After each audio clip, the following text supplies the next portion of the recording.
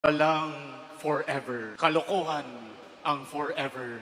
Ang akala ng lahat ay isang matatag na relasyon. Nabasa ko kagabi, hiwalay na. Wala talaga forever. Maging ang kasal, ang ating pangako at panata bilang mga relihiyoso, hindi rin forever. Hindi dahil pwedeng maghiwalay ang mag-asawa o lumabas ng kumbento ang isang relihiyoso, kundi natatapos din ito sa kamatayan. Sinasabi natin, until death, hindi forever. Ang katotohanan, halos lahat, kung hindi man lahat ng bagay ito sa mundo ay lumilipas. Subalit, sa kabila ng mga ito, napaalala sa atin ni Jesus, bagamat lilipas ang langit at lupa, ngunit hindi lilipas ang kanyang mga salita. Oo nga, walang forever sa buhay na ito, pero mayroong forever sa kabila. Mayroong forever sa piling ng Diyos.